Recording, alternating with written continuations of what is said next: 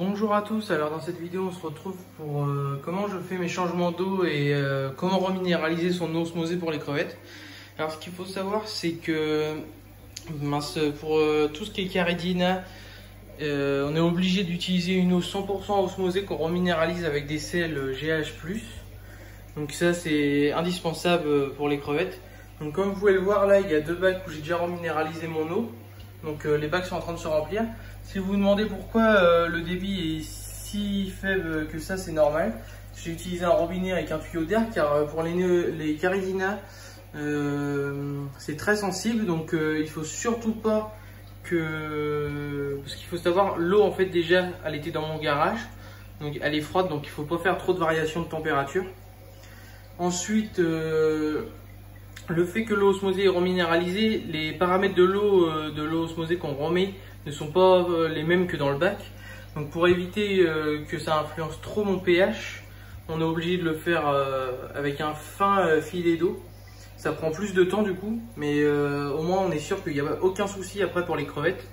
Parce que en fait la base des Caridina c'est les changements d'eau en fait.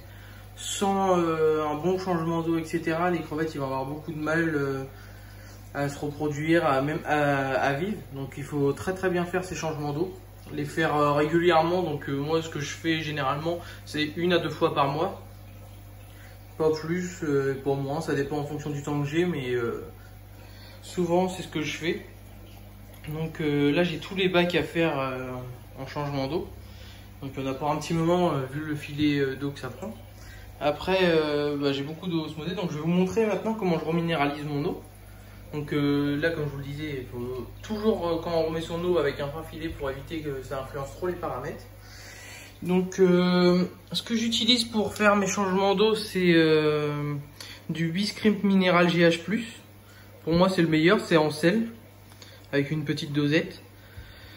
Moi c'est ce que j'utilise depuis le début que j'ai commencé, donc pour certains débutants qui ont peur de se lancer, la preuve que tout le monde peut commencer avec ça. Après il existe également celui-là en version liquide. Donc après si vous avez peur de mal doser les sels, c'est peut-être mieux que vous preniez en liquide. Donc je vais vous montrer comment je fais. Donc pour mon changement d'eau, vous allez avoir besoin, comment je fais mon changement d'eau, moi j'utilise une bouteille vide avec un entonnoir, mon eau osmosée qui est là. Donc je vais vous montrer ce que ça donne, je vais vous placer. Donc là vous avez la bouteille vide. Donc moi j'ai l'habitude, donc maintenant j'y vais au jugé au niveau des sels.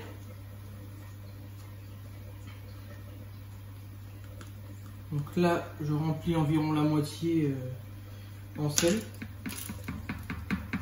Je les mets à l'intérieur. Ensuite je prends mon entonnoir, mon eau osmosée, et je verse mon eau osmosée dans l'entonnoir. Dans l'autre bouteille.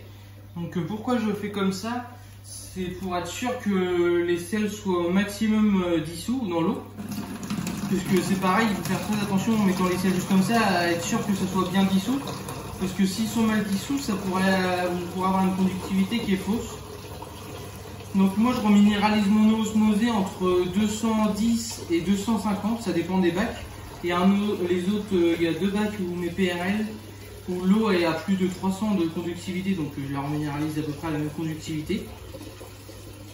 Donc il faut vraiment s'approcher de la conductivité du bac, hein. Après même s'il y a un léger décalage, c'est pas trop grave. Le mieux c'est un léger décalage en dessous par rapport à la conductivité du bac.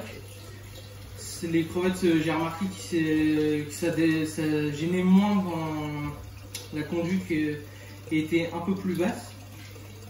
Donc pareil, quand vous faites des changements d'eau, pour tous ceux qui font de la Caridina, le conductimètre est indispensable pour savoir à quelle conductivité votre eau est. Pour moi c'est la base qu'il faut avoir dès le départ avec les sels minéraux et l'eau osmosée, en plus du sol technique. Donc voilà, mon eau est remplie.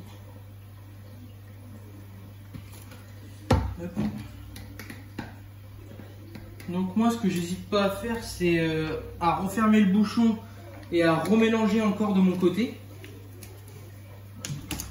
Donc vous faites des mouvements hop, comme ça. Après le conductimètre, pour ceux qui cherchent, on peut en trouver sur Skystream ou sur d'autres sites. Donc ce qui est indispensable.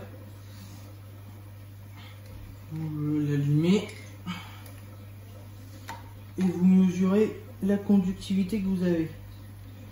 Donc là vous voyez, j'ai pas assez mis de sel, je suis à 186.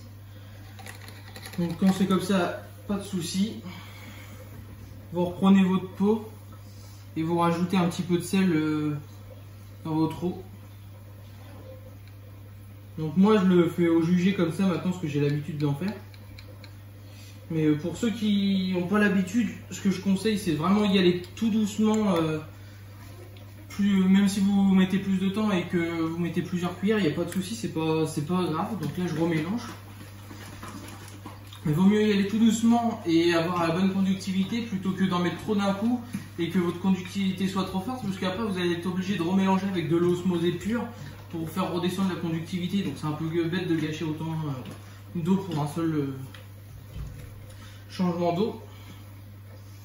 Donc là je vais retester.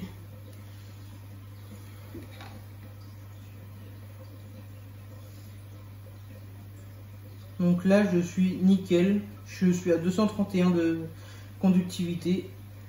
Donc c'est à peu près ce que je fais dans mes bacs. J'essaye toujours d'être entre 200 et 250 afin de pouvoir garder une bonne conductivité dans mes bacs. Donc voilà, vous voyez maintenant comment on reminéralise l'eau osmosée. Donc et puis après je vais faire ça pour tous les bacs et puis même système pour le remplissage parce que c'est la base. Avec un fin filet d'eau et mon eau osmosée sera prête. Donc voilà, je vous dis à la prochaine pour une prochaine vidéo.